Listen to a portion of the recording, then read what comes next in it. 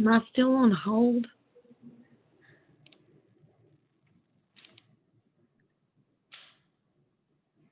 Bailiff, are we ready in the jail courtroom?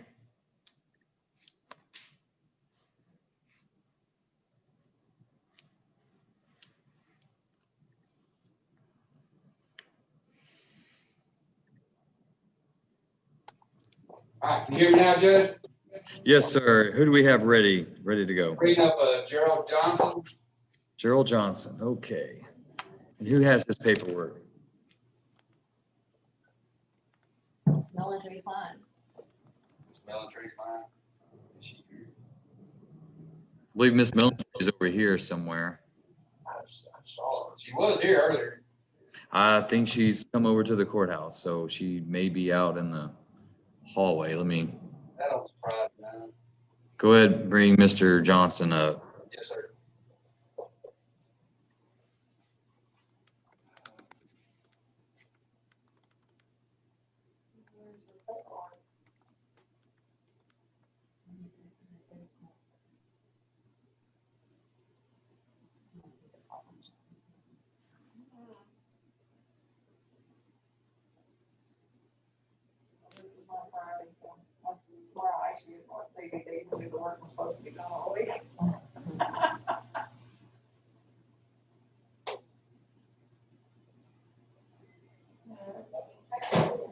They're both down there.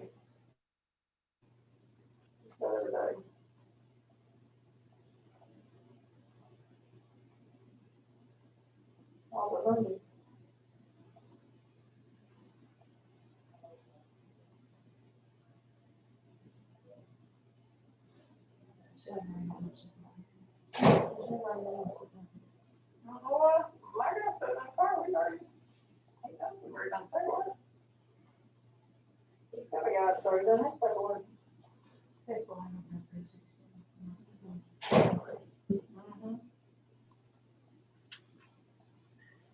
Hi, Hillary. Miss Military, who has the plea paperwork? The deputy over at the jail. I gave it to, he's the deputy out of court number 1. There it is.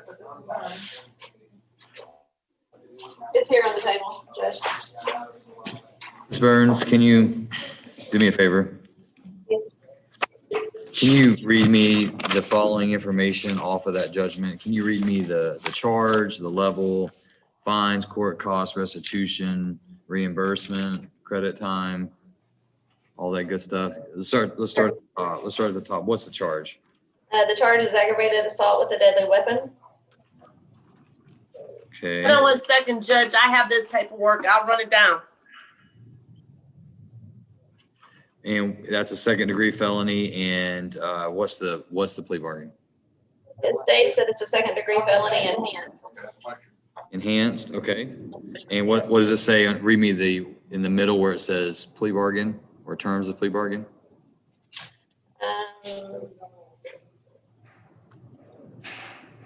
Here, I think. Judge, I have it in front of me if you would prefer I read it. That may be helpful to Ms. Burns. Well, I didn't know that you had it. I don't know. I think, guess Ms. what, Barker. Judge? I had 2 sheets of paper, but I just gave it to your court coordinator. She's bringing it to you.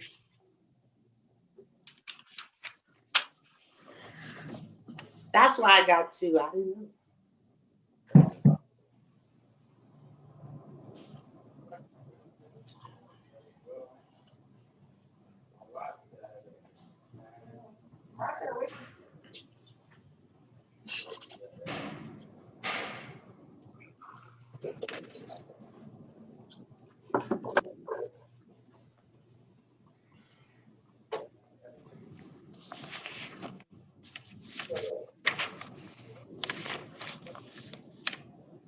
All right, so the judgment says it's a second-degree felony enhanced. That is correct, and they filed a Brooks notice, even though the indictment just shows one, just a second degree. They enhanced it with the Brooks notice. And does that Brooks notice change the range of punishment?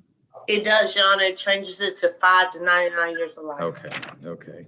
And then the agreement is for 6 years TDC, $3,000 fine, $290 court costs, $65 reimbursement fee, and 62 days credit. That's correct. Yes, Your Honor. Okay. All right. As soon as Mr. Johnson gets in the courtroom, we'll get going on him. Okay. Judge, just as a matter of housekeeping, there is a victim impact statement on this case that I will email to you. I've also let Ms. Melantree know if she would like to review that. Perhaps you could send us to a breakout room and I can read that to her, as it is our policy not to release that for confidentiality purposes. We will share that to her upon request. I trust you. And I told him as well.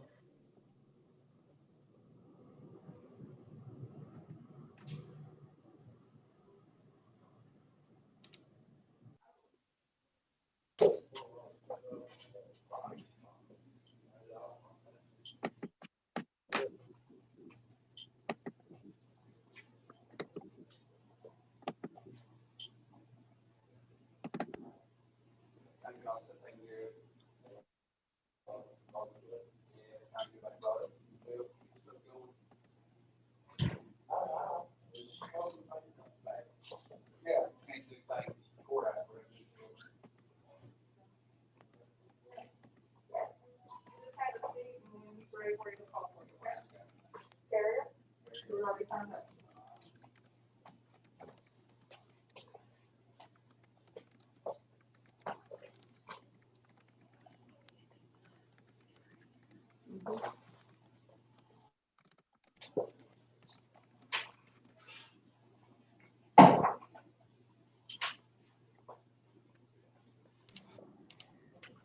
I'm going to attempt to bring in someone else while we're waiting on Mr. Johnson. So be just a moment.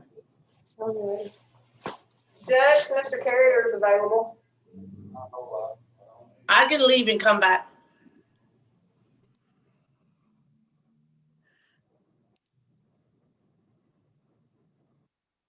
Unmute. Mr. Simmons, Yes, sir. can you see and hear me? Yes, sir. Now I can. Yes. All right, this is cause number CR 2365, State versus Steve Leonard Simmons. We are set for arraignment today on a first-degree felony charge of delivery of marijuana greater than 50 pounds, less than 2,000 pounds. Mr. Simmons, I had set you for court to appear via Zoom this morning at 9 a.m. How come you did not appear? Yes, sir. I've been feeling a little under the weather and I overslept, just to be completely honest. And when I got up, I got the call from my bondsman and got it figured out right away. And he told me I had until 2 p.m. I apologize about this morning. Do you understand that most courts would just find your bond insufficient and put a warrant out for your arrest for failure to appear at court? Do you realize Yes, sir. that's what most courts do? Yes, sir. Are you wanting me to do that in your case? No, sir. Not at all. So 9 a.m. means 9 a.m. I understand being under the weather, but you've got obligations, okay? How do you intend to proceed? Yes, sir. in this case? Are you gonna hire an attorney to represent you, or what's your plan? Well, as I explained to Miss Patty, it was to my understanding, my family had hired a lawyer for me. But we had kind of been falling out, so that's not the case anymore. So I believe I'm going for a court-appointed attorney, and I gave Miss Patty all my information earlier. I believe she started the paperwork.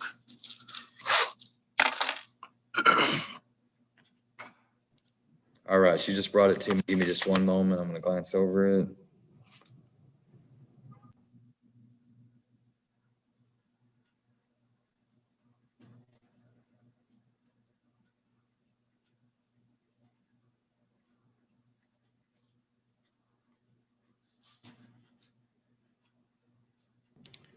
All right, Mr.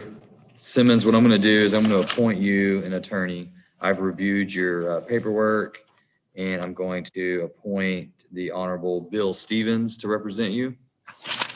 I'm going to have the paperwork sent to you. Does Miss Patty have an email for you? She doesn't have my email, but she does have my phone number. I can give her my email. All right, just a moment. She's going to contact you. Actually, I'm going to put you in another room where you can talk with her. And I want you to give Okay. your information to her, the email, your best contact, and then she can send you a copy of this that has Mr. Stevens' contact information on there. Okay, so I'm gonna, in just a moment, you're gonna get an invitation to go join her in a breakout room, and I want you to get that information to her. Okay. And then I'm going to Yes, reset sir. for arraignment on. Let me see here. On February 18th. I'm sorry, you cut out a little bit. February On February 18th, you're going to appear via Zoom, and February 18th. And Ms. Abraham can give you information on how to join us via Zoom. Okay. Okay, and is it 9 a.m.? It's 9 a.m. Yes, sir. 9 a.m. Yes, sir. Okay. I'm gonna All move you right, to sir. another- Thank you so much. And You're I welcome. apologize again about this morning. I appreciate that. You tell your bondsman, thanks for paying attention to the court's Zoom channel. That's how they realized you weren't here. So I'm going to move you over to Yes, sir. Ms. Abraham, talk with her and give her the information that she needs. Okay, thank you.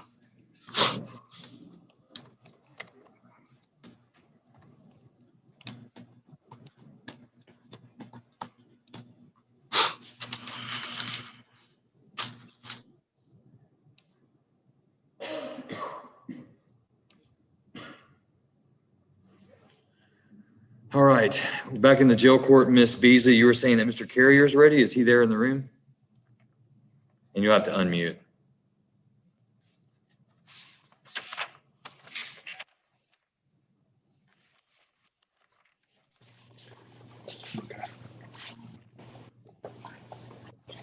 All right, I didn't realize Mr. Carrier was in the room.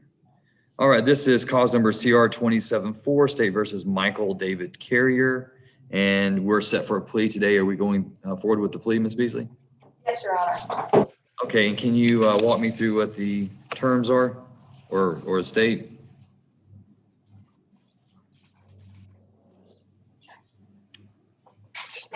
I'll be glad to Yes. express it. I can't hear Ms. Heisel. Yes, Judge. I was going to say I'm going to defer to Ms. Beasley because she has the paperwork. Okay. Judge, he's entering a plea to a lesser included of assault causing bodily injury, family violence. He is Class A misdemeanor.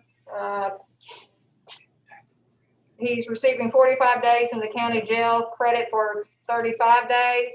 He has a fine of $750. That includes the $100 family violence fine.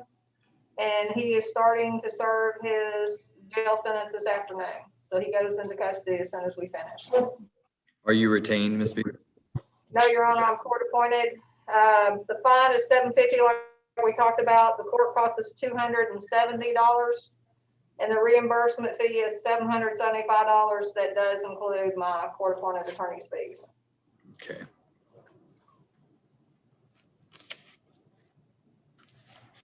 All right, Mr. Carrier, raise your right hand. I'm going to place you under oath. Mr. Carrier, do you swear that the testimony you give to the court today will be the truth, the whole truth, and nothing but the truth, so help you God? Yes, I do. All right, make sure you speak up loudly and clearly. Yes. Thank you. You can put your hand down. Speak up loudly and clearly during your testimony today so my court reporter can take it down and I can hear you. You are Michael David Carrier, is that correct? Yes, sir. Are you a United States citizen? Yes, sir. Do you read, write, and speak English? Yes, sir. Have you ever been diagnosed with any type of mental condition? No, sir. In this case, you're represented by your attorney, Miss Debbie Beasley. Are you pleased with her representation of you? Yeah, very well. Okay, have you feel like you had enough time to talk with her about your case and have all of your legal questions answered? Yes, sir. And the paperwork that you have read and signed today, where your signature appears, is that your true and correct signature? And do you certify that you only signed once you understood everything that was provided to you? Yes, sir, I do. Thank you, sir. Yes, sir. Ms. Beasley, is your client competent today, in your opinion? Yes, sir, most definitely. And you've explained to him his legal and constitutional rights? I have, Judge, even in regard to the assault family violence issue. Thank you. All right, Mr. Carrier, you were originally indicted by the grand jury with the third-degree felony charge of assault of a family or household member with previous conviction. However, the plea agreement is for you to plead guilty to a Class A misdemeanor offense of assault causes bodily injury with family violence. That offense carries a range of punishment of confinement in the county jail up to 365 days and an optional fine not to exceed $4,000. The court may assess punishment or approve a plea bargain anywhere within that range. Do you understand that range of punishment? Yes, sir. And you've heard Ms. Beasley read to the court what the agreement was, and that's your understanding as well. Is that right? Yes, sir. Okay. So at this time, Mr. Carrier, I'm going to ask you, how do you plead to assault causes bodily injury, family violence? Not guilty. Guilty. All right. Now you've told me, Not guilty. not guilty, and you've told me guilty. Which one is it? Guilty. All right. And you understand the difference between not guilty and guilty? Yes, sir, I do. You understand that guilty means that you're telling me that you committed this offense and that you are responsible for it. Is that correct? For the misdemeanor. For the misdemeanor. Yes, sir, I am. Okay. All right. The court will accept Mr. Carrier's plea of guilt at this time. Ms. Beasley, is there any objection to the admission of States 1? No, Your Honor. States 1 is admitted into evidence and the court takes judicial notice of the defendant's judicial confession. Anything further from the state other than the victim impact statement? Judge, there's no victim impact statement in this case. That was a different case. We are in compliance. However, there is no victim impact statement on this and the state has nothing further. Has there been any contact with the victim whatsoever to direct the court on whether there's support for this plea? Judge, I know that originally we had spoken with the victim. At one point, she expressed her interest to not participate in the process anymore, and we've had no further contact with her. Thank you, Ms. Heisel. Anything further from the defense? No, Your Honor. All right, and Ms. Heisel, can you just give me a brief summation to support the plea? Yes, Your Honor. Ms. Dana Beck, who is was the girlfriend at the time of Mr. Carrier, appeared before your court one day with for her own case, complaining of injury sustained during a physical altercation with Mr. Carrier. She alleged that she had been repeatedly kicked in the ribs and then hit in the forehead with an object, and she did have a cut on her forehead. Deputy McLeish, who was your bailiff at the time, took a report and filed in this case. Mr. Carrier provided medical records, as did Ms. Beck originally in this case, and that those offsetting medical records are a compelling interest in the state's plea agreement for today. We believe that this plea is in the interest of justice and would ask you to follow the recommendation. Any objection to that summation, Ms. Beasley?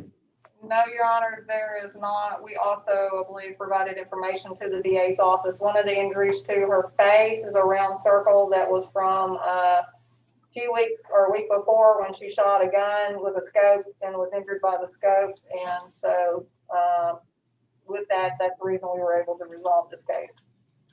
Thank you, Ms. Beasley. All right, based on the presentation by the state, the court will follow the recommendation. Court hereby convicts Mr. Michael David Carrier of assault causes bodily injury, family violence, Class A misdemeanor, assesses punishment in pursuant to the plea agreement at 45 days confinement in the county jail. The court issues 25 days credit towards that sentence for time served. Court assesses a $750 fine, $270 court costs, and $775 reimbursement fee. Mr. Carrier, you're hereby remanded to the custody of the Van Zandt County Sheriff so he can carry out the terms and conditions of the sentence. I'm gonna have you go with the bailiff to be fingerprinted, and then bailiff, you'll take him into custody. Judge, if I may clarify, how much back home credit did you say? He has 35 days. I didn't know if you said 25 or 35. I said 25 because I thought that's what you read to me. No, sir, I'm sorry, with the mask and everything, it's 35. 35? 35. Alright, He has then 10 more days to do. The record will be corrected that Mr. Carrier is to receive 35 days credit towards his sentence. Thank you, Your Honor. Thank you. Mr. Carey. Oh, that's- Is it this packet or this packet? Who else do we have in the jail court that's ready? You want to bring, Mr. Jackson? Mr. Jackson, will come up.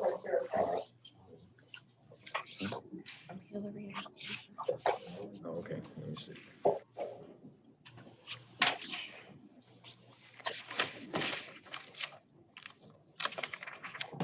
All right, this is cause number CR 1919, State versus Justin Mark Jackson. And Mr. Gimbel, were we able to get the plea papers worked out for Mr. Jackson? Yes, we have everything lined out, Judge. All right, and this is a plea of true, is this correct? Yes, it is, Judge. And because I don't have the paperwork before me, how many counts are there? There are a total of, Judge, there are 6 counts. However, the state is going to abandon count 5. So Mr. Jackson will only be pleading to count true to counts 1, 2, 3, 4, and 6. Thank you, Mr. objection, Your Honor. And what's the terms of the agreement, Ms. Heisel? Your Honor, we are going to recommend 38 days confinement in the Van Zandt County Jail, credit given for time served, and a balance of financial obligations due, which are $293 in fines remaining, $50 in court costs, and then $500 reimbursement fee.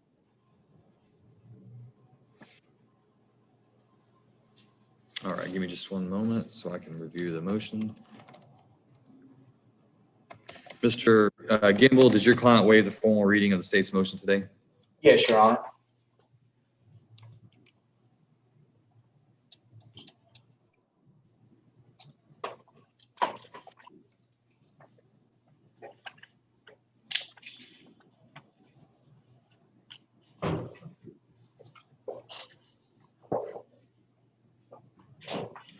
All right, Mr. Jackson, if you will raise your right hand, I'm going to place you under oath. Mr. Jackson, do you swear that the testimony you give to the court today will be the truth, the whole truth, and nothing but the truth, so help you God? Yes. All right, you may put your hand down.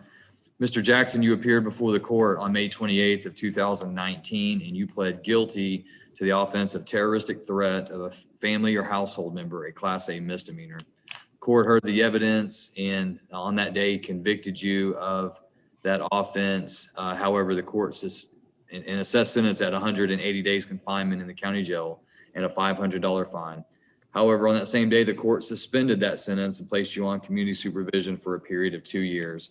During your community supervision, the state filed a motion to revoke your community supervision and alleged 6 different counts of ways that you have violated.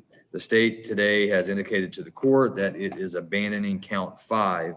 So at this time, I'm going to ask you, Mr. Jackson, as to counts, and I'm going to place it on the screen for you so that you know what we're talking about. This time, I'm going to ask you, how do you plead to counts 1, 2, 3, 4, and 6? Are those counts true or not true? True. True, sir. All right, and Mr. Jackson, are you pleading true to those counts because those counts are true? True. And has anyone threatened you, forced you, or pressured you to plead true to any of these counts? No. No. All right, the court will accept Mr. Jackson's plea of true. Mr. Gimbel, is there any objection to the admission of the defendant's waiver of rights and plea of true? No objection, Your Honor. That's admitted into evidence, and the court takes judicial notice of Mr. Jackson's judicial confession. Anything further from the state, No, Your Honor. from the defense? Nothing from defense, Judge. All right, then based on the evidence, the court's going to find that Mr. Jackson has violated the terms and conditions of his community supervision. Court finds counts 1, 2, 3, 4, and 6 to be true. Court hereby revokes Mr. Jackson's community supervision, assesses his punishment pursuant to the plea agreement at 38 days confinement in the Van Zandt County Jail. The court awards Mr. Jackson 38 days credit for time served toward that sentence, and the court orders him to pay the balance of his financial obligation, including any fines, fees, reimbursement, and court costs. Mr. Jackson, you're hereby remanded to the custody of the Van Zandt County Sheriff so we can carry out the terms and conditions of your sentence. Is there, there are additional attorney fees included in this, is that correct, Ms. Heisel, for Mr.? That's- I believe that's the $500 reimbursement for the MTR for Mr. Kimball. Okay, I just want to make sure that Mr. Gimbel's fees are included so that Mr. Jackson can reimburse Van Zandt County for the cost that's been expended. That is my understanding. All right, Mr. Jackson's remanded to the custody of the sheriff. Mr. Jackson, I'm gonna have you go with the bailiff to be fingerprinted.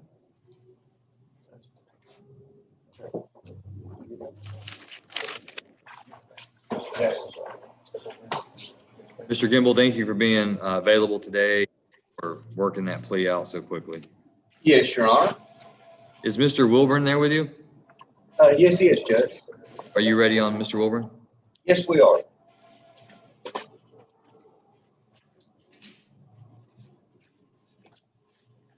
All right, this is cause number CR 2275, State versus James Grady Wilburn, set for a docket call today. Any announcements, Mr. Gimbel? Mr. Wilburn, we had reset it at our last setting, jail call, to hopefully have an opportunity to visit with Mr. Wilson and Wilburn and completely review the video discovery. We have since gone through the video discovery, and I believe we notified the court. At that time, he was unhappy with my representation and wanted new counsel.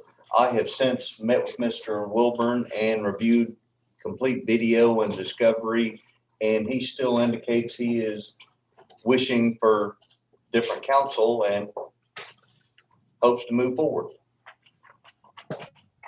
And has there been a motion to withdraw? Have you filed a motion to withdraw? I filed what you had asked me to file by this court date. I filed it the Tuesday after the 7th, whenever we appeared before you. And they come to us last week and said that we had to sign in front of the notary. So I did that this past Monday, this week, as soon as they let me know, I refiled and got the notary and everything on that board on Monday. All right, I'm going to ask that we not make copies because I can't hardly hear anything when that copy machine's operating. Mr. Wilburn, Yes, sir. raise your right hand. Sir, do you swear that the testimony you give today will be the truth, whole truth, and nothing but the truth, so help you God? Yes, sir. All right. Mr. Wilburn, tell me why it is that you don't want Mr. Gimbel to be your attorney. And I want you to keep in mind that you have not hired Mr. Gimbel, that Mr. Gimbel has been hired by the citizens of this county. Go ahead. Yes, sir. He really doesn't discuss anything at all with me. He's just handed me the discovery packet and had me review it. He hasn't tried to help me come with a counter offer or anything else. I have not denied y'all's offer, and he told you last time that I had denied that, and I have not denied that. Whenever we watched the video, I was trying to talk to him, and he had me be quiet during the video. I guess it seemed like he hadn't watched it before, but he doesn't discuss anything with me about the case. He's just trying to get me to sign on this and not give me any kind of discussion or discuss the case with me at all. And I've been incarcerated almost 200 days. It's been, I think, 197 if I'm not mistaken. And I just would like to move forward with the case and everything with somebody that will discuss my case and try to help me get hopefully a little bit less on the plea agreement. All right, Mr. Gimbel, would you like to respond? The last time I visited Mr. Wilburn, we visited in the jail library, and we were halfway through the video, and he stood up and said, "It doesn't matter, you're not my attorney anymore," and he walked out. No, I was trying. Mr. Wilburn, I'm not talking to you right now. I'm listening. I give you opportunity to speak. I'm going to let Mr. Gimbel respond to your allegations. Go ahead, Mr. Gimbel. When we were reviewing the video and going over the discovery material, the police reports and the victim statement, and halfway through the video, he stood up and said, "You're fired. You're not my attorney anymore," and he walked out of the room. Did you let Mr. Wilburn know that he couldn't fire you because he never hired you in the first place? And I told him I would notify the court of his unhappiness with counsel, and hopefully we can move forward. Mr. Wilburn, when can you hire an attorney to represent you? How soon? I would have to be able to get out on PR bond and go to work, back to work before I could hire an attorney. Well, I don't see me granting you a PR bond. Yeah, I didn't. So when can you or your family hire an attorney to come represent you so you can hire? Probably take a couple of months. I know my family just got done paying property taxes and everything, so it Do you takes want a to- couple short. So do you want me to let Mr. Gimbel be removed from your case, and you just want to sit in the jail for a couple months until they can hire somebody? Yes, sir. I guess so. That's what you want me to do? You don't want Mr. Gimbel to be on your case at all, and you just want to sit in the jail and wait for another 60, 90 days? Yes, sir. And do you believe if I do that, your family is going to hire an attorney for you? I can't make you any promises. I can't speak for them. But How long should I let you just sit in the jail? I don't know.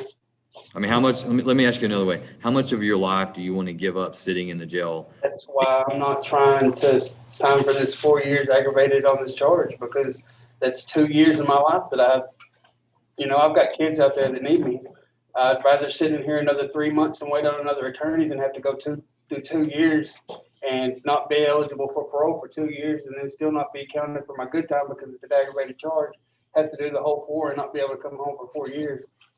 I'd rather sit that couple months than to, have to go down there and do all that time over something that I didn't do. And you're assuming that the offer is going to get better in a couple of months? If I had an attorney that would do more for me, yes, sir, I do. I'm going to deny your request to have Mr. Gimbel removed from your case. I recommend that you find a way to work with him. And if you can't, then you'll file another request and I will visit with you again. But at this time, I'm going to deny your request. Okay, I'll just file for another one. Try to write the state board. All right, I'm going to set Mr. Wilburn for docket call again on March 11th. And what I want is the state's best offer to Mr. Wilburn. And I want Mr. Wilburn's best counter offer to the state. And then I want Gimbel, you and the state to discuss whether or not y'all can resolve this to Mr. Wilburn's acceptance. Thank you, Your Honor.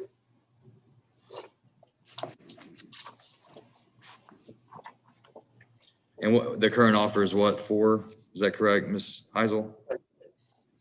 Your Honor, yes. And this was Mr. Cox's case that has been assigned to Mr. Woodwike. But it does reflect that Mr. Cox made an offer of 4. It also reflects that this is a first-degree felony. So I'm not sure if that was on a lesser included, because as you and I both know that on a first-degree felony, a minimum incarceration in TDC is 5 years. So I will have Mr. Woodwike get with Mr. Gimbel to work out the logistics of all of that. But just for Mr. Wilburn's information, as my records show, it's currently indicted as a minimum 5 case and the offer's 4. So it literally can't get any lower. Mr. Gimbel, did you have any conversations with Mr. Cox? Do you have any additional information on the offer being 4 rather than the minimum 5? The last offer I got was 4, and that sums up all the knowledge I have as well, Judge. Okay. All right, we'll see you back on March 11th, and barring pleading to a lesser, it looks like the offer is going to go up a year more. So we'll see you back on March 11th. Mr. Wilburn? And I have one more client, Taylor Grimm, motion to vote, but she hadn't showed up. Very much. Ms. Heisel, it looks like in that, I'm looking at the indictment. The indictment says 2nd-degree felony. Okay, it's like I said, Judge, that wasn't my case, so it's very possible that Mr. Cox did indict it as a 2nd degree. Judge, it does appear to be indicted as a second-degree felony. It's ag assault with a deadly weapon on a family member, but not serious bodily injury, so it would be a second-degree felony. That is correct, Judge. That is my understanding, Your Honor. Well, I don't see any allegation that it's a family member. So, I mean, that would enhance it to a first degree with a deadly weapon. But Only if there's serious bodily injury, Judge. right, I don't see any allegation that it's family violence. Oh, okay. Then it wasn't indicted as such. I'm just pulling up the indictment now. It just appears to be just a aggravated assault, so a second-degree felony. I see that the alleged victim's name is Jake Wilburn, so there could be a family relationship there. So The alleged victim it's is not indicted. brother. Yeah, alleged victim is brother, so theoretically. Okay. All right, we'll see what his disposition is on March 11th. Are you ready on Taylor Gribb? Taylor Gribb has not, I spoke with Ms. Gribb yesterday, and I spoke with her bail bondsman as well, and I have not seen nor spoken to Ms. Gribb today. She is aware of the terms and conditions under which the revocation will take place, and she was in agreement to plead true. And You want to step outside, maybe try to give her a call and see if we can find out more information before I. yes, I will, Judge. I will try and contact her. Thank you, Mr. Gamble. And as soon as you find out, let me know. Will do, Judge. Thank you, sir. Who else do we have in the jail that's ready? Gerald Johnson. Mr. Johnson, all right, Miss Melantree, are you still there? I don't see Miss Melantree.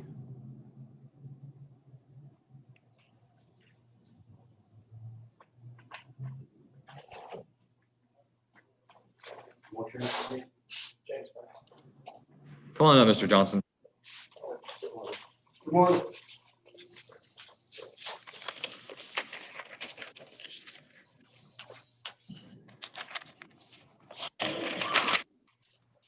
Thank you, Your Honor.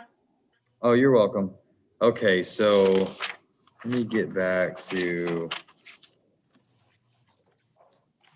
Let me find my judgment. Okay, Mr. Johnson. Yes, Raise your right hand, sir. I'm going to place you under oath. Mr. Johnson, do you swear that the testimony you give to the court today will be the truth, the whole truth, and nothing but the truth, so help you God? yes, sir. All right, you may put your hand down. You are Gerald Bernard Johnson, is that correct? Yes, And for the record, this is CR 1920. Mr. Johnson, are you a United States citizen? yes, Do you read, write, and speak English? yes, Have you ever been diagnosed with any type of mental condition? no, sir. In this case, you're represented by your attorney, Miss Beverly Melantree. Are you pleased with her representation of you? Yes, Do you feel like you've had enough time to talk to her about your case and have all of your legal questions answered? yes, sir. Is there anything about the paperwork that you have read and signed today that you do not understand? No, sir. In your signature, when I view the paperwork and I see your signature, are you telling me that that is your true and correct signature and you've only signed because you understood what you were signing? Yes, sir. All right, and Ms. Melantree, do you believe Mr. Johnson to be competent today? Yes, Your Honor, I do. And you've explained to him his legal and constitutional rights? Yes, Your Honor. Not only that, I visited with Mr. Johnson one weekend. I think it was a Saturday on January the 19th. We had a conversation. He understands everything that's going on. And then I came over after I finished with the court and had a lengthy conversation with him and went over the plea papers with him. Okay.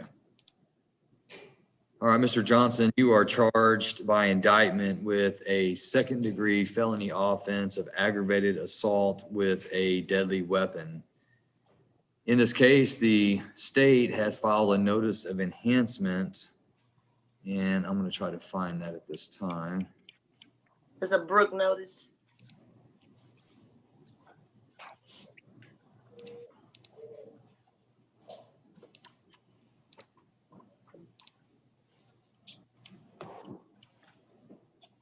That's it. All right, Mr. Johnson, a second-degree felony offense carries a range of punishment of not less than 2 years or more than 20 years confinement in the Texas Department of Criminal Justice, and also carries a fine not to exceed $10,000. A second-degree felony offense enhanced with a prior felony offense elevates the range of punishment to that of a first-degree felony. A first-degree felony carries a range of punishment of not less than 5 years or more than 99 years or life, and a fine not to exceed $10,000. Do you understand the full range of punishment in both a second-degree felony offense and the second-degree felony offense enhanced? Yes, sir.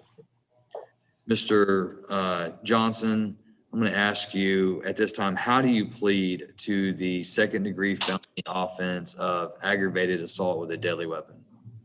Guilty. And are you pleading guilty to that charge because in fact you are guilty and for no other reason? Yes, sir.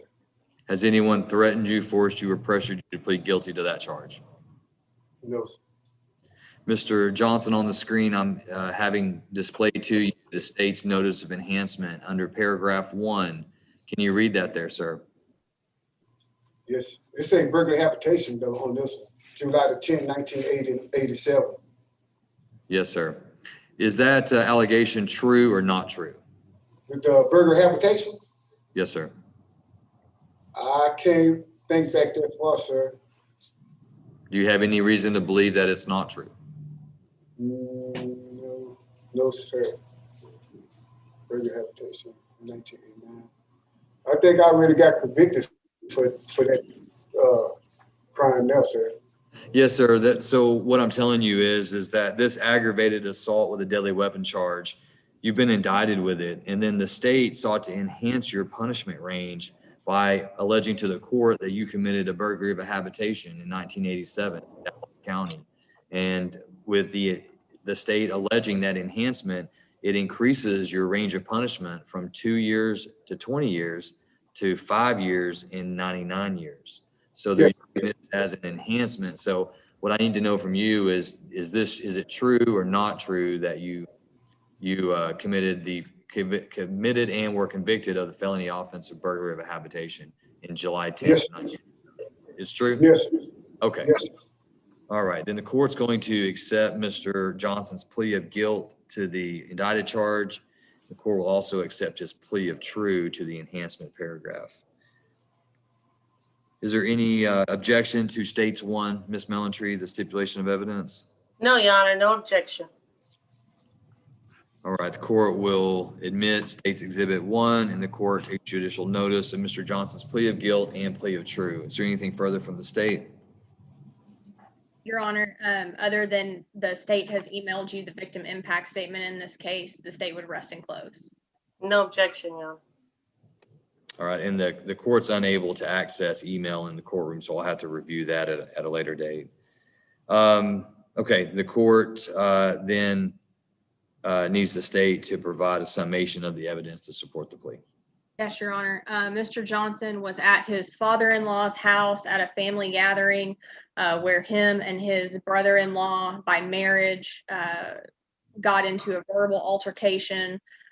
During the verbal altercation, Mr. Johnson went into the home, got a kitchen knife and stabbed his brother-in-law in the neck, shoulder area with that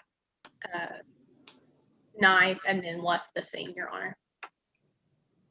And that is a part of the plea package as well, Your Honor, with the discovery. Thank you, Ms. Melantree. All right, the court then, based on the evidence, will find that there is sufficient evidence to convict Mr. Johnson of this offense. The court will follow the plea agreement that Mr. Johnson has reached with the state. Court hereby convicts him of aggravated assault with a deadly weapon, second-degree felony. The court finds the enhancement paragraph to be true. Court also makes a finding on the deadly weapon that it is a deadly weapon, not a firearm. Court assesses his punishment at 6 years confinement in the Texas Department of Criminal Justice Institutional Division. Court assesses a $300 fine, $290 court cost, and $65 reimbursement fees. Court also awards Mr. Johnson 62 days credit for the time that he has spent in jail on this cause towards his sentence. Mr. Johnson, you're hereby remanded to the custody of the Van Zandt County Sheriff so he can carry out the terms and conditions of the sentence. I'm going to have you step to your right. Your Honor, excuse me, did you say a $300 fine? If I did, I meant say $3,000 fine. Okay, thank you, because I had 3,000 on the paperwork and I just wanted to make sure. Yes, I'm sorry. If I said 300, I meant to say 3,000. Okay, thank you. Thank you for that clarification.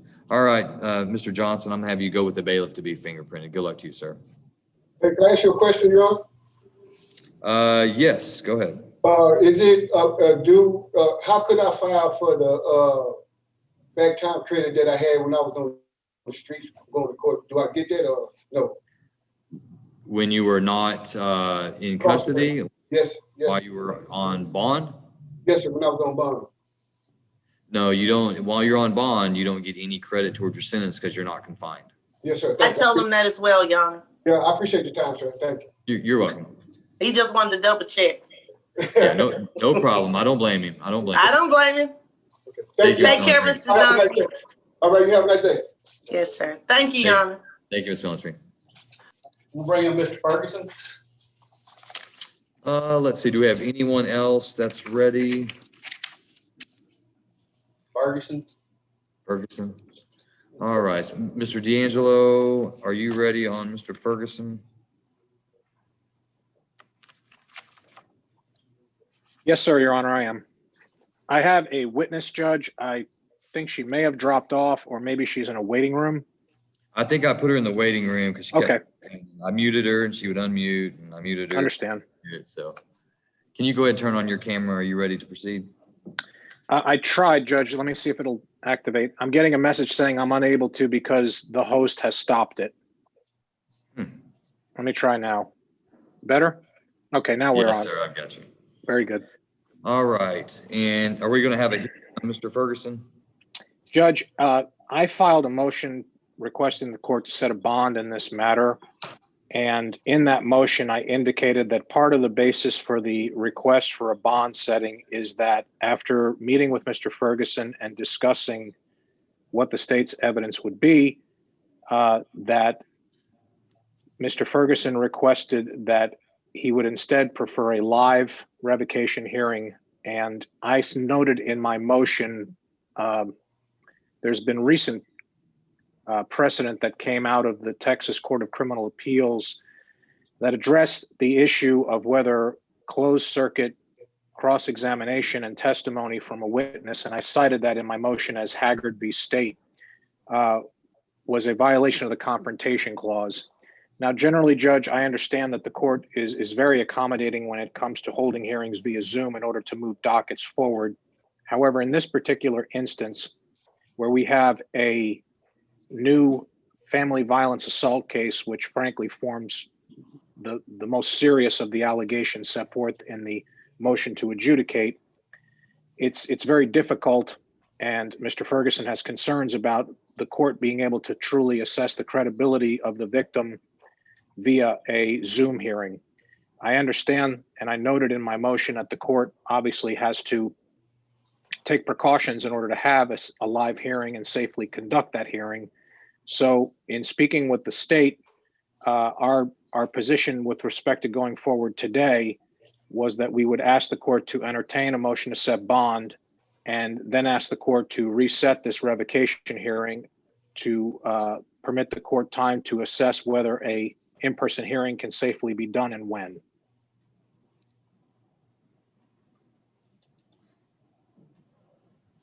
State, do you have any position? Judge, that motion was served on our office. That was our understanding as well. State agrees with Mr. D'Angelo that the new offense is the great brunt of our motion to revoke motion to adjudicate in this case. So state would have no opposition to setting that for an in-person hearing, given proper protocols and whatever the court decides would entail. But we are prepared to move forward on a motion on bond reduction or to set bond today. That's fine. And this is a revoke, though, am I correct? I'm sorry, say that again, Judge. This is a motion to revoke, not a motion to adjudicate, correct? No, it's a motion to adjudicate. I misspoke earlier. Well, I see that you filed a motion to revoke on December 3rd. Is that not correct? Says that on June 2nd of 20, he was sentenced to 10 years and suspended for 3.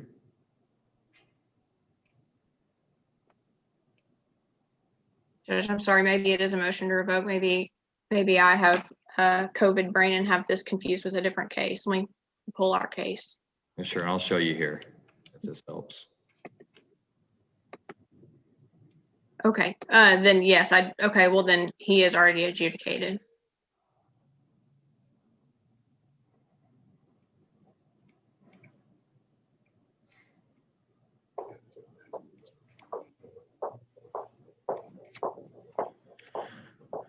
All right, so to sum up, the request is that you want me to consider setting him a bond today on a motion to revoke and then not proceed with the hearing today, rather you want time to file a motion to conduct an in-person proceeding?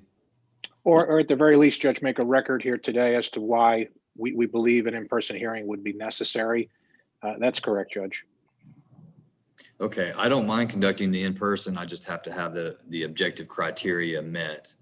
And so I believe that the confrontation of the state's evidence would be sufficient for that, considering he's also an inmate. So court, we'll do this then. We will set Mr. Ferguson then for an in-person contested hearing on Thursday, February 25th. And Mr. Ferguson will be brought to the courtroom on that day, and we will impose the necessary social distancing and mask protocol as outlined in the court's operating plan. Judge, what time was that hearing? I apologize. We'll do that at 9 a.m. on February 25th. Understood. I'm going to calendar that, Judge. Thank you. Now, the state has made me a new plea offer, Judge. They made the plea offer just a couple of days ago. So I have not had an opportunity to get another meeting arranged with my client via Zoom to discuss the state's revised offer. I'll do that.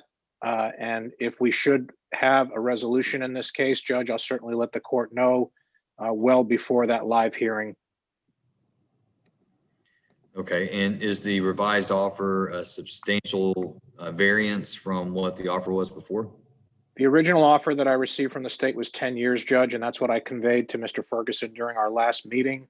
That's the offer that prompted the request for an in-person hearing and for a motion to set bond in this case. The state's revised offer is 6 years.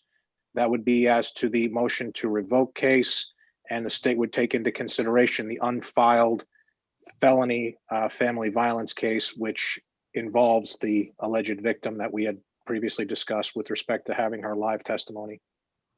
Okay, thank you, Mr. D'Angelo. Okay. All right, do you want to go forward on your request to set bond? Respectfully, yes, Judge, if I could. Do you want to call Mr. Ferguson as a witness? Judge, I would instead call his mother to establish ties to the community and ability to make bond if the court would allow me to. She's in the waiting room. And what is her name? Your Honor, she is my witness. She's in the waiting room. Her name is Donna. They're different last names, so forgive me. I just got to run through my notes. It is Laura Wood, Your Honor. Laura Wood is the defendant's mother. Laura Wood. Okay, let me see if I can bring Miss Wood in.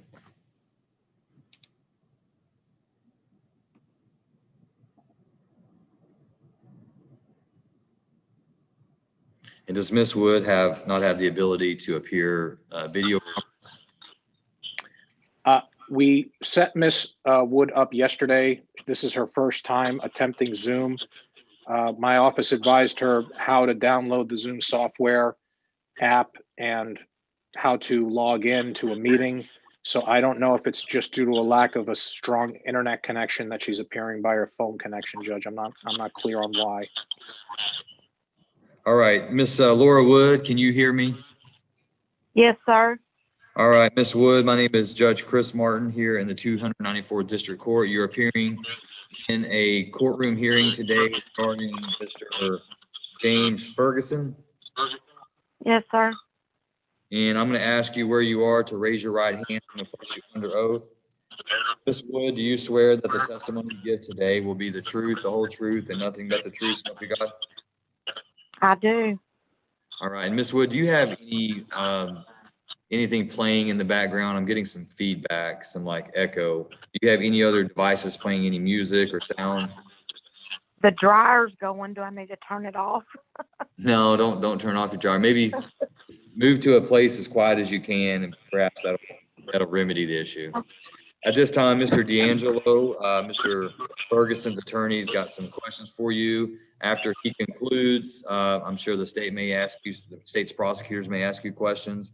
During your testimony today, I want you to speak up loudly and clearly so my court reporter can take down what you say, okay? Okay. All right, go ahead, Mr. D'Angelo. Your Honor, thank you. Ms. Wood, how do you know James Ferguson? He is my son. And you are aware of the case that's pending before the court, correct? Correct. The victim that's alleged in that case is your daughter-in-law, is that correct? Yes. And you reside in Van Zandt County, correct? Yes, sir. As I understand it, from looking at the evidence in this case, you share a property that is in close proximity to Mr. Ferguson's home, is that correct? No, his father, his dad has a home on the same property as him. Okay, I apologize, I misunderstood. So he lives in close proximity to his father's home in Van Zandt County. Yes. He don't live, but it ain't very far from me either, but he lives on the property his dad's house is on. And I recall that you did actually appear at the scene of the arrest, so you are in close proximity to where Mr. Yeah. Ferguson. Okay. So my point Yes. being, you have close contact to Mr. Ferguson on a daily basis. Yes, sir. I try. And Mr. Ferguson owns a home in Van Zandt County or rents? He owns it. Okay, so he owns property in Van Zandt County. And how long has he lived in Van Zandt County? Well, when I had him, when he was born, we lived here. I took him to Dallas till he was in the 7th grade, and he's been here since. Okay, so he's since he been was in here the 7th grade. since the 7th grade. Okay. And does he have a job waiting if he gets released from jail? Are you aware? Yes, I do. I am What is aware he does. What does he do for a living? He is he's a technologist in diesel and auto mechanicing. He can do anything to a diesel truck. He can fix it. Okay. He's certified and trained. So he owns property in Van Zandt County. He has a good job waiting for him when he gets out. And he would Yes, be sir. living in a place that would be close proximity to you. Is that correct? Yes, sir. If the court were to consider, putting a monitor on Mr. Ferguson to assure that he goes to work and home and nowhere else, would you be willing to make sure that Mr. Ferguson complies with those conditions? Yes, sir. He can stay. He can live with me going through Nope. that. Now, you are aware that the victim alleged in this case is his wife. If he were to go back to his home, would Mr. Ferguson be living with his wife? No, she's not there. So she's living in a different place now? I think she's living with her parents. I don't really know. I don't talk to her, but I think she's living with her mom and dad in Edgewood. Okay, so they would have no contact if Mr. Ferguson were to return back to the home. No. Okay. Now, I instructed you through my office to contact the bondsman to see what, if any, bond you could afford to post in this case. Did you do that? Yes, sir, I did. And who did you contact, ma'am? Jimmy Pickens. And in Pickens speaking bail bond. and in speaking with Pickens bail bonds, did they give you an idea of how bail bond works? Yes, sir. And do you have an idea after meeting with the bondsman how much of a bond you could afford to post on your son's behalf? I work at a school and I don't make a lot of money, and 500 is about all I could do. But Jimmy Pickens said he would work with me on more. So. And Mr. Pickens has previously handled bonds for Mr. Ferguson? Yes. Do you know financially right now what Mr. Ferguson can afford to post for a bond? Really, I don't think anything. I'm not sure. Is that because he's been in jail and unable to work? Yes, he's been in Okay. jail, and his wife took everything out of their checking account. She took it. So $500 would be a 10% that you would be able to put down on a bond. Is that correct? Yes, sir. Okay. So that would roughly be about a $5,000 bond that you could afford. Would that be fair to say? Yes. Okay. Your Honor, respectfully, no further questions. Any questions for this witness, Ms. Heisel or Mr. Woodwhite? Just briefly, Your Honor. Ms. Wood, my name is Heisel. I am a prosecutor in the state. Are you aware that in the past 4 years, your son has been arrested 3 Ms. times? Heisel, Yes, Judge. for whatever reason, we're getting some serious feedback and I don't, my court reporter can't take down a record. Let me try restarting my microphone. Is that better? Yes, that's better. I can hear. Let's try it again. Ms. Wood, are you aware that in the past 4 years, your son has been arrested 3 times for assaulting the exact same victim? 3 times? Yes, ma'am. I know of twice. Twice, okay. If I told you that the court had records, that there were arrests in 2016, sorry, you're right. I'm sorry. There were 2 arrests, but 3 charges, 2 in 2016 and 1 in 2020. Would that be consistent with your memory? Yes, And are you aware that your son has been previously convicted for assault family violence offenses? yes, I am aware of that. Your Honor, I'd pass the witness, have no further questions. Any additional questions for Ms. Wood? Mr. D'Angelo, any additional questions for your witness? Apologize, Judge. I muted it to help with the signal. No further questions, Judge. All right, thank you, Ms. Wood. You're free to go. Okay, thank you. You're welcome. Mr. D'Angelo, any additional witnesses? Very briefly, Judge, if I might proceed to argument on this motion, unless the state has a witness. State, do you have any evidence or witnesses you want to offer? Judge, the state did send to both the court and Mr. D'Angelo state's proposed Exhibit 1, which is the probable cause affidavit of the new offense, which is the main basis for the motion to revoke. So we would offer that at this time. Any objection, Mr. D'Angelo? Judge, I know there's a relaxed evidentiary burden in this case with respect to admitting exhibits, so I have no objection. All right, and you said that is states 1. Is that what you said, Ms. Heisel? Yes, Your Honor. All right, court will admit states 1 into evidence for purposes of this bail hearing. We would ask you to take judicial notice and then we would rest and close, Your Honor. All right, Mr. D'Angelo, prepare for argument. Go ahead. Thank you, Your Honor. Your Honor, the defendant's mother has come in and testified with respect to his long and significant ties to Van Zandt County. He owns a home in Van Zandt County. He lives in close proximity to both his mother and father, who apparently are separated, but both live in very close proximity to him. You heard evidence that the victim, as far as the mother is concerned, is no longer living in the Ferguson home, living with her parents. So that would certainly mitigate the opportunity for there to be any further harmful contact in this case. You've heard evidence with respect to financial means to post a bond. This defendant has a good job. However, if he's not working, he doesn't have any income. And as the evidence has been offered from the defendant's mother, his wife has cleaned out whatever savings he had. So in lieu of the financial circumstances that he's under, a bond in this case would have to be the lowest possible that the court would entertain, with whatever special conditions the court deems appropriate, including an electronic monitor that the defendant would certainly be amenable to wearing. Judge, part of the reason why we're asking for this hearing and asking for a bond to be set in this case is because of the fact that this defendant is in custody and he stands accused of a very serious crime. He'd like the opportunity to be able to assist his counsel in preparing. We obviously have to take precautions with respect to having a live hearing, which prolongs the time frame for having a hearing conducted in this case. The court has set us, and we appreciate that. However, that's additional time that this defendant will sit awaiting a disposition.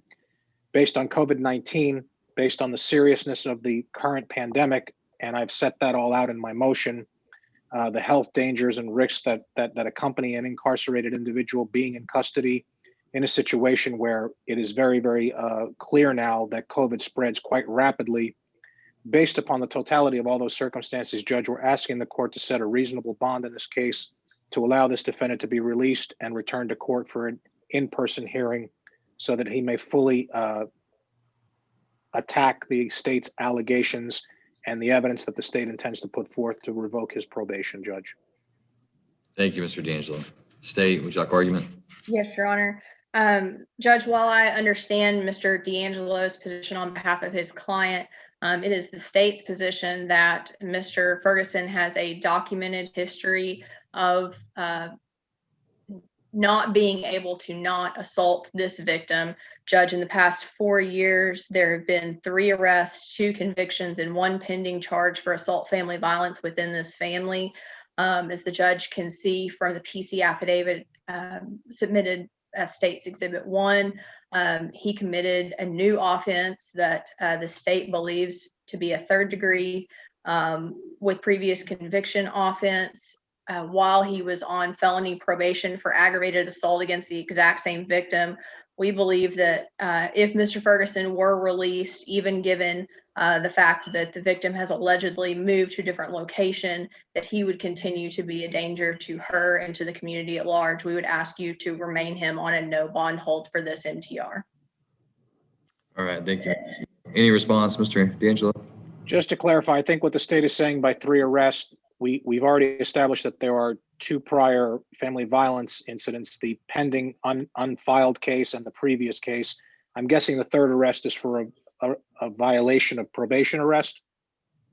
Mr. D'Angelo, there's a misdemeanor assault family violence arrest and conviction, the pending MTR felony aggravated assault with a deadly weapon conviction, and then the new offense to which you've been provided discovery. So that's where I get the 3 number from. Okay, I'd have to have a criminal history judge to see that clearly. So I apologize. I don't have that information at my disposal, but I understand what the state is advancing. Okay, thank you. All right, well, the court's going to take some time to review State's Exhibit 1, and I will issue a ruling. You can either wait, or I can issue it today after the docket's concluded in writing. Judge, I don't want to put the court on the spot. The court, I asked the court to take all the time it needs to render a decision in this case, and we'll await the court's ruling. All right, thank you, Mr. D'Angelo. Appreciate it. Thank you. Judge, I'm going to leave with the court's permission. Yes, sir. Thank you very much. Thank you. All right, do we have Mr. there at the jail? Mr. Gandy, he's not an inmate, but he was to report to the jail.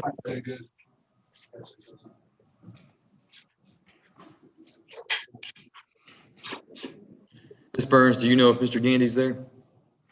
He is. He's out in the waiting room. All right, I'm going to bring Mr. Elliott into the Zoom.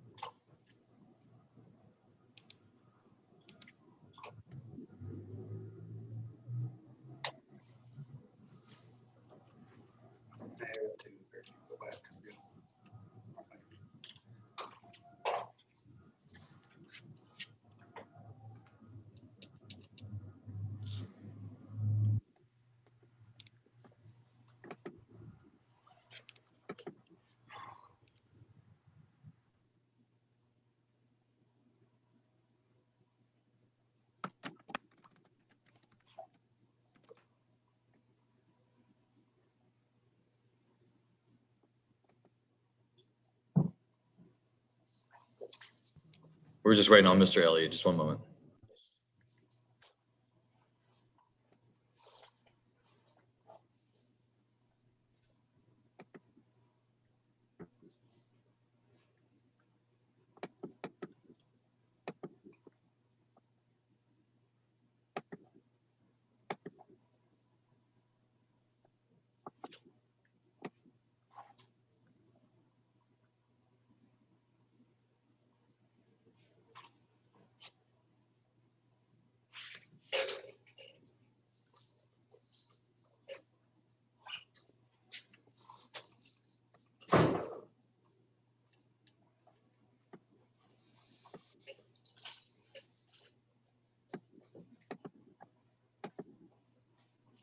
for you, sir.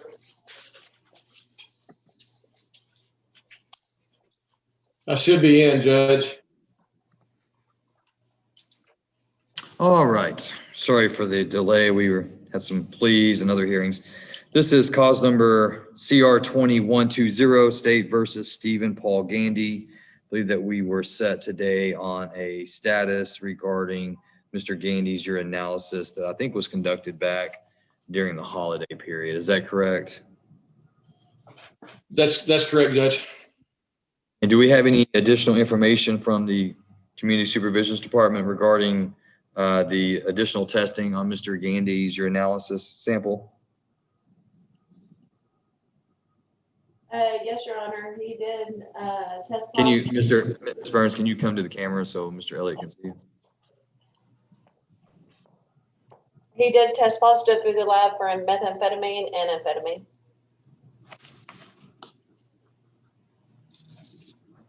Mr. Elliott, do you want to take Ms. Burns on examination? Do you want the court to conduct a hearing regarding the collection and testing of this sample? Your Honor, right now, I don't know that I'd be able to. I haven't seen the results of the testing. I know that was one of the reasons we were supposed to have this hearing a couple of weeks ago, maybe. My client had tested positive for COVID, so we delayed it to today, but I still haven't received it. And I just had my legal assistant pull up the district attorney's office website, and I was not able to see the records indicating the results on there also. State, do you have, Ms. Burns, did you provide that to the state at all for them to put in their discovery? I did not. I don't know if Officer Waddell did or not. All right, can we get that provided to Mr. Elliott? So Mr. Gandy, go ahead and have a seat just right back there, one of those tables. We'll be with you in just a moment. Let's go ahead and let's get that sent to the state. And state, can we get that email to Mr. Elliott and also put into your discovery so that he can have some time to review that? Yes, Judge, as soon as I receive it, I will do both of those things. And Ms. Burns, do you know about how long that would take? Less than 5 minutes. Okay.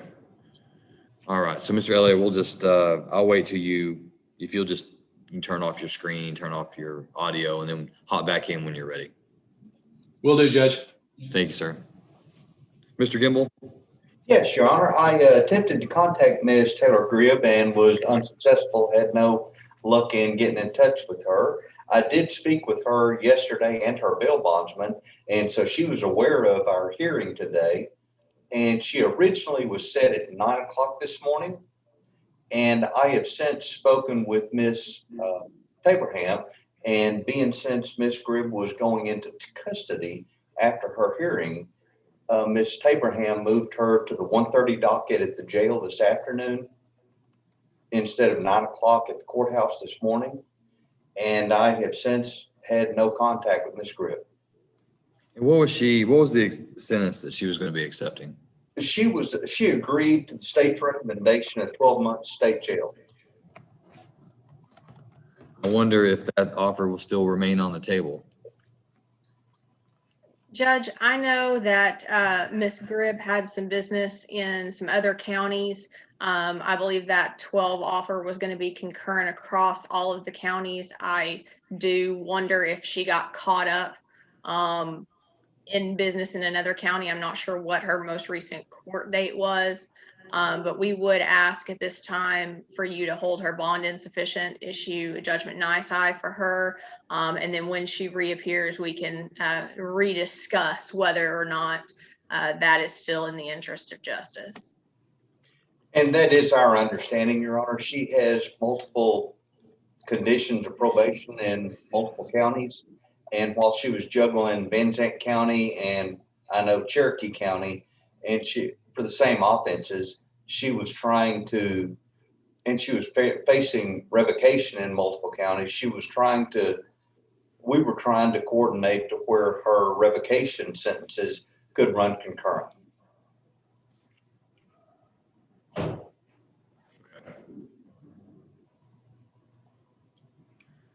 I believe that Ms. Gribb's bondsman had filed a surrender of principal, and I have held off on granting that in hopes that she would show up and take care of her business. But since she's not here today, I'm going to go ahead and grant the surrender of principal warrant request by the bondsman, Easy Pick and Bail Bonds in this case. So I will direct that warrant be issued. So we'll wait till she gets back in custody, and then we'll see if the state wants to give her the same bite at the apple, or if it gets worse for Ms. Gribb. Well, thank you, Your Honor, and that is all I have this afternoon. May I be excused? Yes, thank you, Mr. Gimbel. I appreciate you trying to reach out to her and find her. We will see you soon, Judge. Thank you, sir. You too.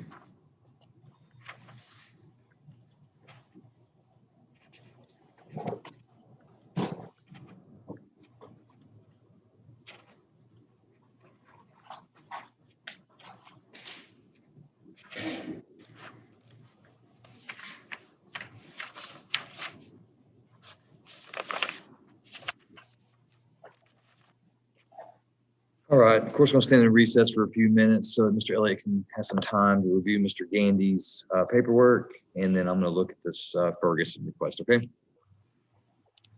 Thank you, Judge. I'm sending it right now. All right, thanks.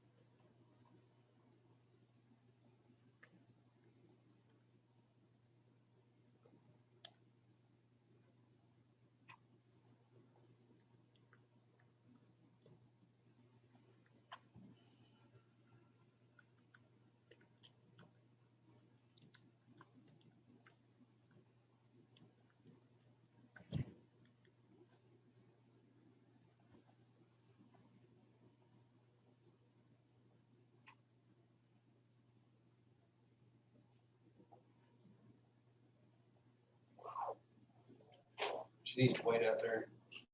She can't come here. She can't come here. Take her in her room. Because I said, go back out in the hall and have a seat. Now, she's go.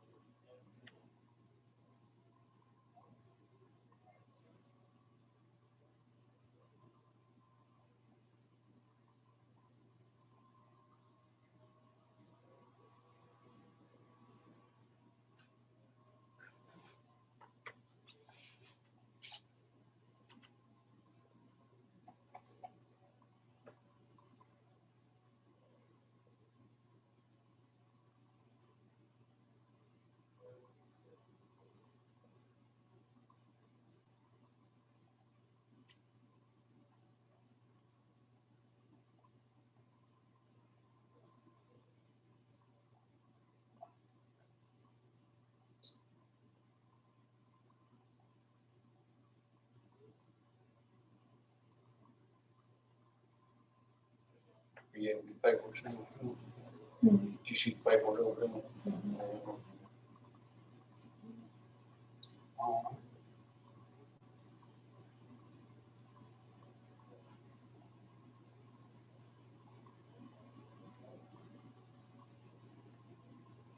You want to, you can go back out here and sit in there, haul it in.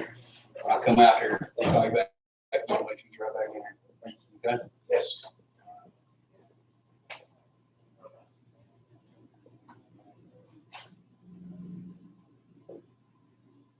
I just don't listen to the bullshit in there. I know you come in here, you don't want to listen.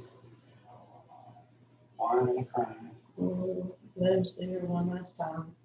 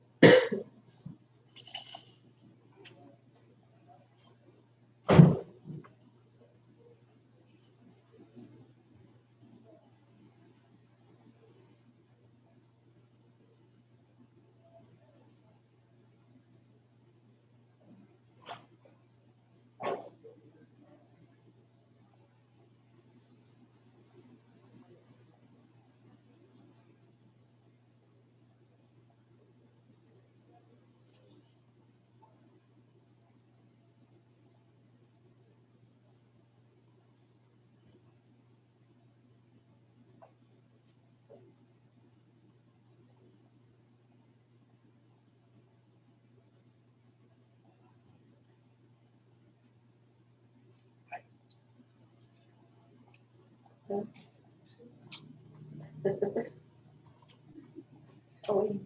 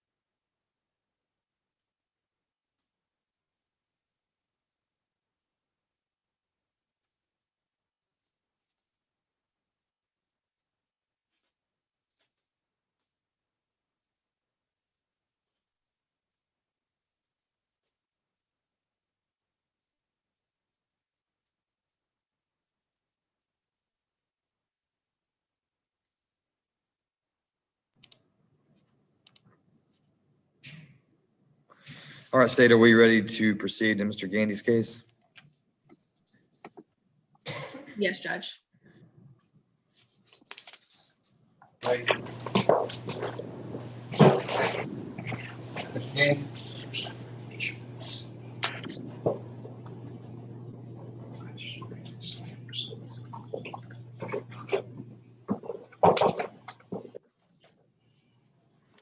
All right, we are back on the record now in CR 2120, State versus Stephen Paul Gandy. On status for Mr. Gandy's, your analysis. State, do you want to call any witnesses? Yes, Your Honor. I believe Ms. Burns is available, and I would call Karen Burns from the Community Supervision Department. I believe that Mr. Waddell is the one that did the urinalysis test. Do you want Mr. Waddell, and he's available at the jail court as well? He's here. Okay, I actually show Judge that Larry Gann is on the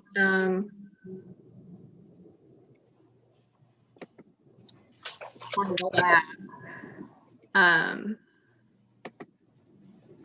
So perhaps, Judge, if I could be in a breakout room with Mr. Waddell just to confirm that, and then we will proceed. Okay.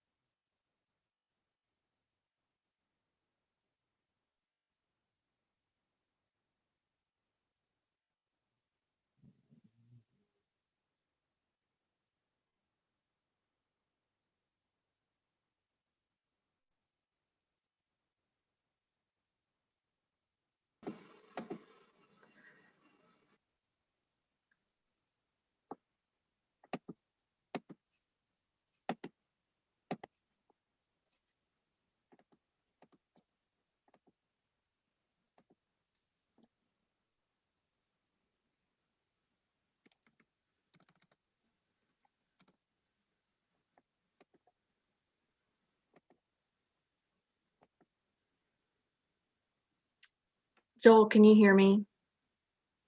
I can. Can you hear me? Yes.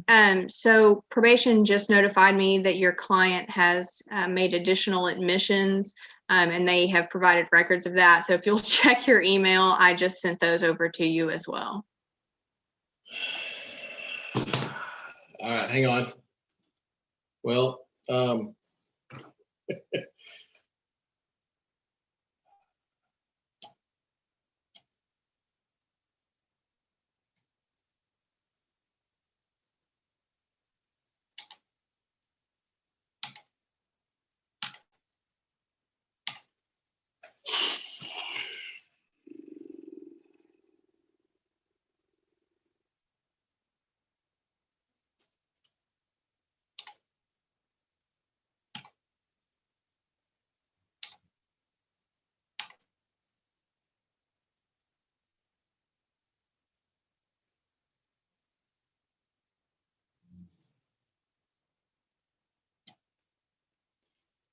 Hillary, can you hear me?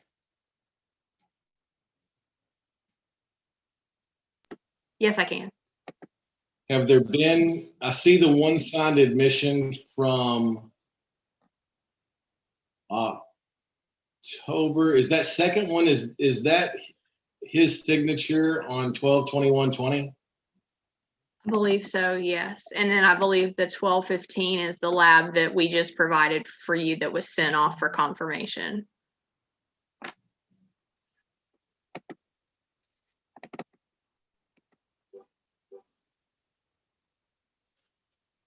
It looks like it's signed as Paul Gandy, not Stephen Paul Gandy, but That's right. Is it, if I could be put into a breakout room with him, I don't even know if that's possible. With him standing in there. Judge would have to do that. I can't do that because I'm not a host. Stand by. I'll make that happen.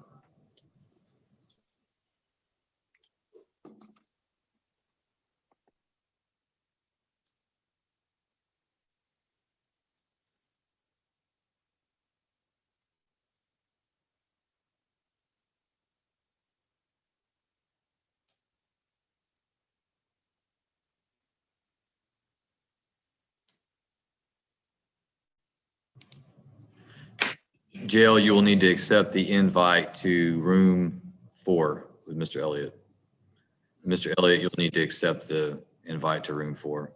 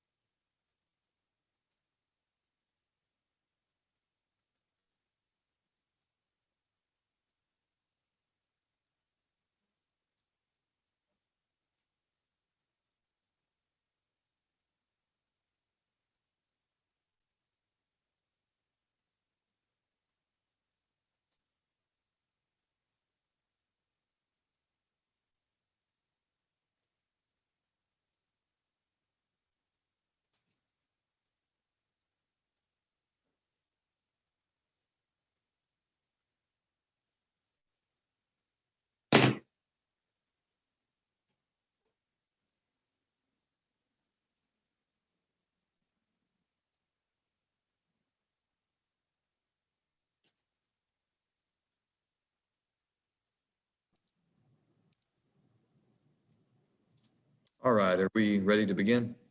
Yes, Your Honor. All right, do you want to call any witnesses, Ms. Heisel? Yes, Your Honor. I'd call Mr. Waddell. All right, Mr. Waddell, if you will, raise your right hand. I'm going to place you under oath. Sir, do you swear that the testimony you give to the court today will be the truth, the whole truth, and nothing but the truth, so help you God? I believe that you are muted. I cannot hear you. Let me get you to unmute.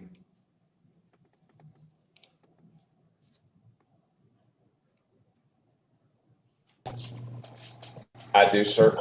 Thank you, Mr. Waddell. Okay, go ahead, Ms. Heisel. Thank you, Your Honor. Mr. Waddell, would you spell your name for the record, please?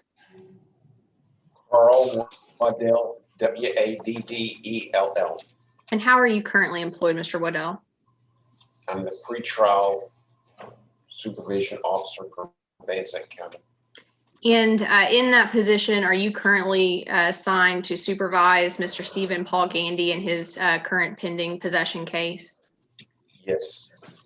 And during your supervision of Mr. Gandy, have there been occasions on which you believe Mr. Gandy to be consuming narcotics against the terms and conditions of his pretrial release? Yes. Mr. Waddell, on October the 14th of 2020, did Mr. Gandy make an admission to you at the Community Supervision Department regarding the use of methamphetamine? Yes. It was in the courtroom on that day. In court, he made an admission? I believe so. And have you provided those records to me, and then in turn I provided them to defense counsel? Yes. Your Honor, at this time we'd offer State's Exhibit 1 being the signed admission form from October the 14th of 2020. I believe Objection. For the purpose of, for the purpose of today's hearing, I have no objections. All right, court will admit State's Exhibit 1 for the purposes of the court's review of the defendant's compliance with pretrial release. And State's Exhibit 1 is the Van Zandt County CSDD specimen information from October 14th of 2020. And Mr. Waddell, when Mr. Gandy reported to the Van Zandt County courthouse on December the 15th, was he asked by the court or ordered by the court to submit to a drug specimen, urinalysis specimen on that day? Yes. And on that day, did he make any admissions? On the 15th? No, ma'am. It was collected by my coworker and sent off to the lab on that day. Okay. It was collected by Mr. Gann, is that correct? Yes. And do you supervise Mr. Gann? I work with Mr. Gann, and he assists me on court days when I am busy and occupied with other matters. Okay, so you would normally have conducted the collection, however you were occupied, therefore Mr. Gann did, is that correct? Correct. And then Mr. Gann transferred that specimen directly to you, and you sent it to the lab as the custodian, is that correct? Actually, the director did that day. The director did, okay. And did the Community Supervision Department receive back a result from that laboratory on that specimen collected on the 15th? Yes, ma'am. Can you read for us what the results were of that test?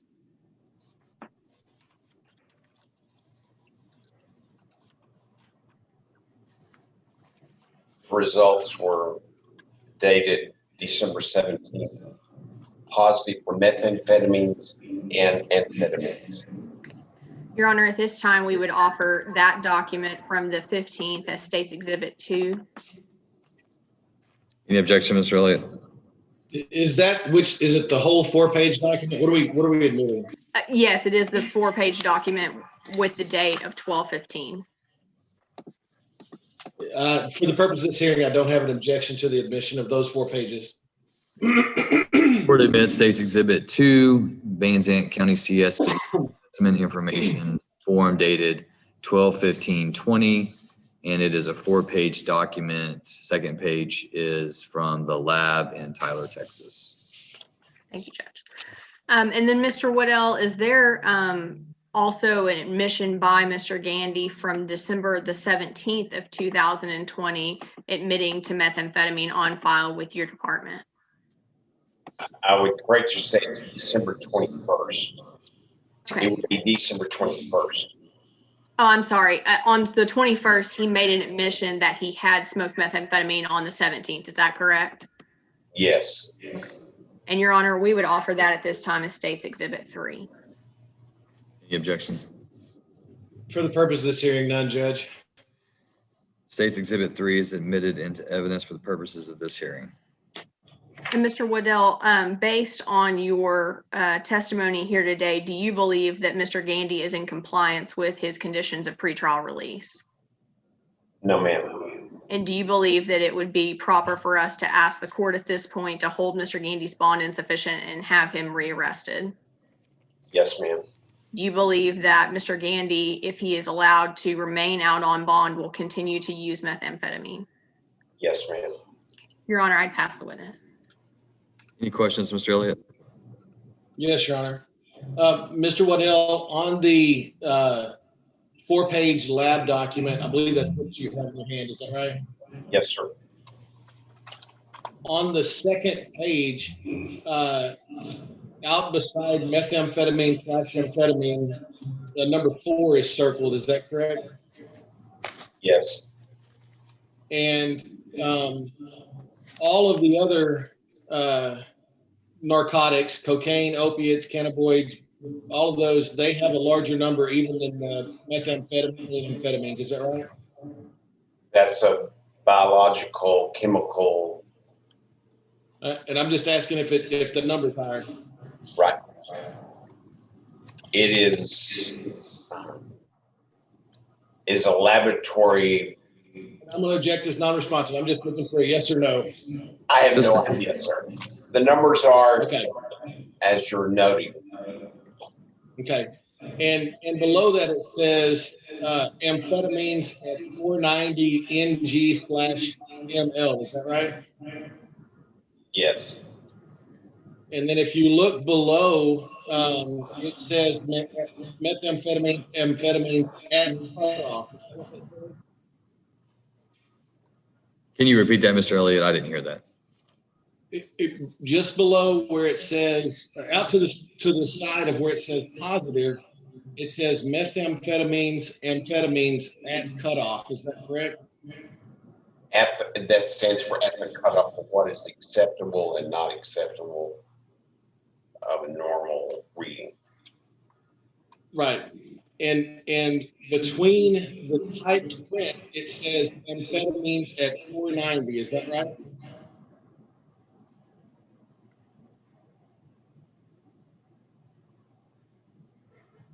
The handwritten portion says 490. Yes, sir. And just below that, it gives the positive EIA as 500, correct? Yes. So he's actually below the positive cutoff, correct? That's a yes or no. Interpretation. I don't know. Well, I mean, 490 is definitely less than 500 in any interpretation, isn't it? Again, the lab is the one that came to this conclusion and not myself. Well, and I understand that, but it says that it's at the cutoff, but it's actually below the cutoff. It's 490 instead of 500, correct? One might be. Objection, Your Honor. I'm going to say that this calls for speculation. I don't believe that Mr. Waddell is qualified as a scientist to explain the scientific readings of the drug test. And I'm fine with that, Judge, as long as we throw this drug test out. I'm going to overrule the objection. So the actual amount that they've written on there is lower than what they show a positive amount to be. Is that correct? That might be one way of interpreting it. Okay. I'm not an expert to no, I'm not. But you allowed do to take agree it. that 490 is less than 500, right? Yes, sir. Okay. On the document that my client purports to find on December the 21st, how did that conversation go? Did you explain to him that he was admitting to using methamphetamine? Yes, sir. That's a Did you part of it. explain to him? Did you explain to him that he was admitting to a crime? I was working in reference regarding a test that we had done, and dip test that was based on what he had supplied that given day. And the results reading and his reaction and response to the results that were on that test were that he had used methamphetamine on or about that day. And you're certain that he knew what he was signing? I would never not inform the defendant of what they're signing. That's my obligation as an officer of the court, to inform them what they are signing. Pass the witness, Judge. Any additional questions, Ms. Heisel? No, Your Honor. Any additional witnesses or evidence? No, Your Honor, we rest and close. Mr. Elliott, would you like to call your client or present any evidence or witnesses? For the purpose of this hearing alone, I would like to call Mr. Gandy. All right, Mr. Gandy, if you would raise your right hand, sir, I'm going to place you under oath. Mr. Gandy, do you swear that the testimony you give to the court today will be the truth, the whole truth, and nothing but the truth, so help you God? Yeah. Yes. All right. All right, you may put your hand down. Go ahead, Mr. Elliott. Mr. Gandy, you and I, during the break a while ago, looked at the document that has your signature on it dated December 21st of 2020. Is that correct? Yes. Did you understand that to be a admission of using methamphetamines? No, I was given it as we were discussing stuff, and I signed the paperwork as I sat in his office. After I didn't know what I didn't sign an admission. I wouldn't have done it. I didn't know it. No, sir. And go ahead. No, I'm through. And you have looked at the document that they presented to the judge, correct? Yes. I pass the witness, Judge. Ms. Heisel, any questions of Mr. Gandy? Just briefly, Your Honor. Mr. Gandy, you said you have had a opportunity to review both of those documents that contain what we're calling an admission, correct? I'm looking at a piece of paper. I really don't know what's all on it. Okay, is that your signature down there where it says defendant? Yes. Okay.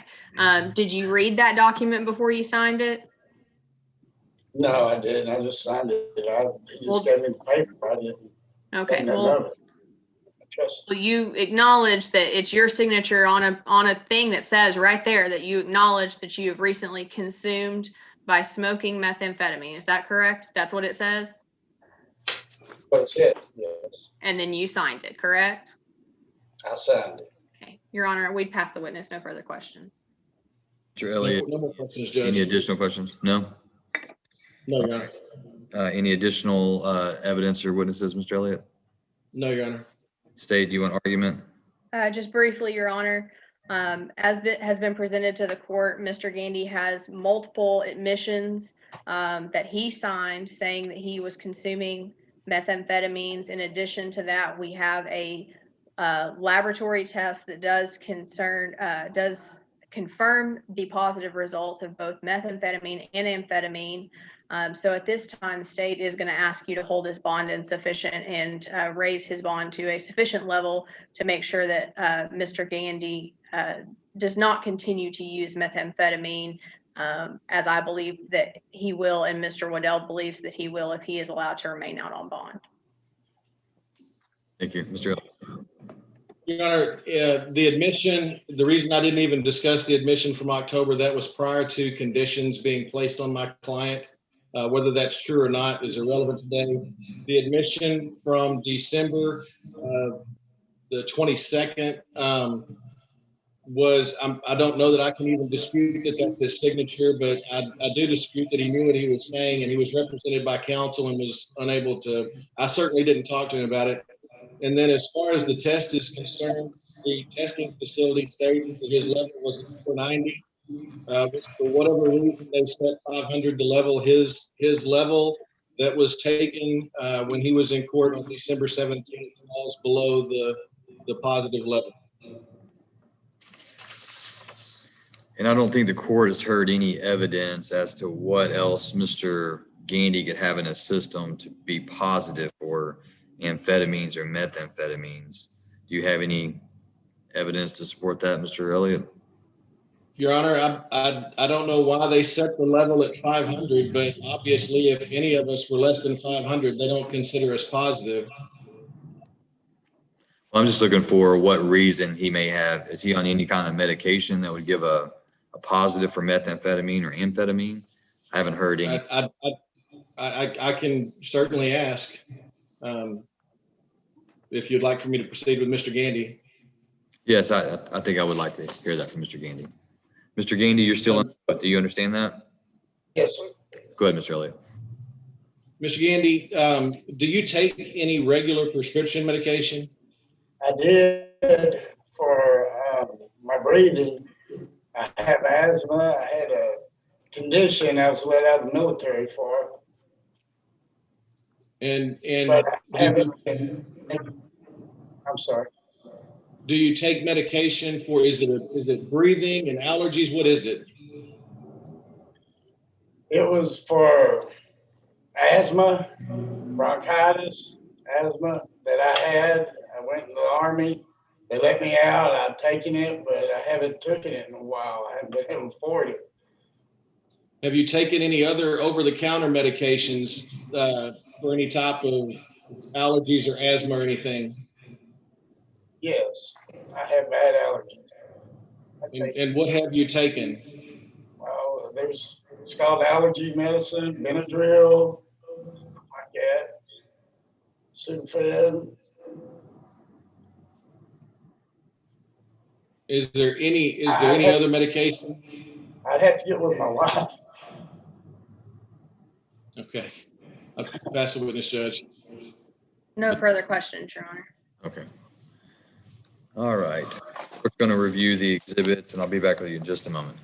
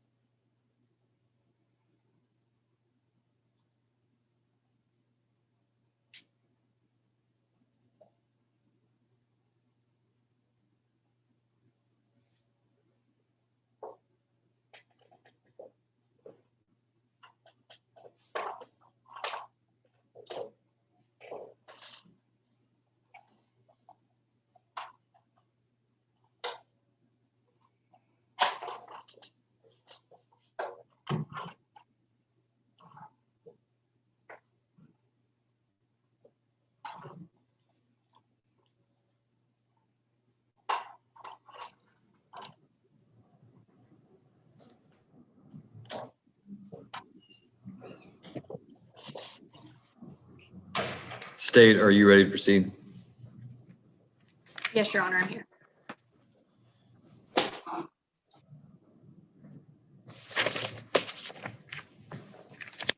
All right, we are still on the record. Cause number CR 2120, State versus Stephen Paul Gandy. After the court's review of the evidence, the court is going to find that Mr. Gandy has violated the terms and conditions of his pretrial supervision, pretrial release. The court finds that at this time his bail is insufficient, and the court is going to increase Mr. Gandy's bail in this case to $150,000 cash or surety. And Mr. Gandy, you will be taken into custody at this time. The court will send over an order to the jail reflecting the ruling of the court. Anything further from the state? Judge, is there a reset date on Mr. Gandy's case to hear just his case?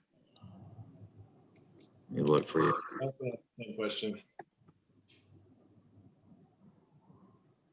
I show that pretrial on February 9th, so that's week after next. Got it. Thank you, Judge. Okay. Anything further, Mr. Elliott? No, Your Honor. All right. Appreciate your patience and waiting on us today. I'll have that order sent over to the jail. Bailiff, if you'll let the jail know it's coming, I'll have it there shortly. Yes, sir, Your Honor. And bailiff, if you'll take Mr. Gandy into custody at this time, then I think we'll be adjourned for.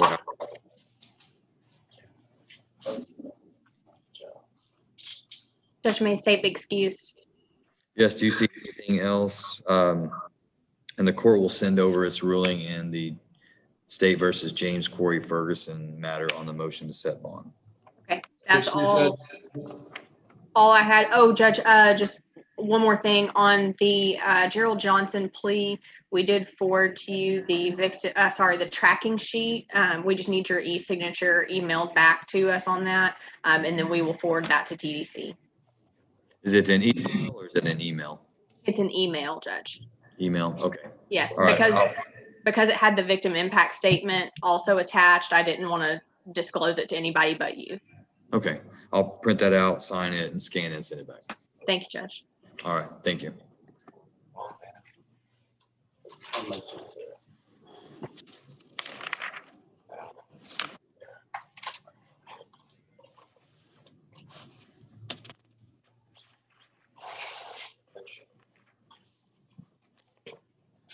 Thank you, bailiff. Appreciate your help today.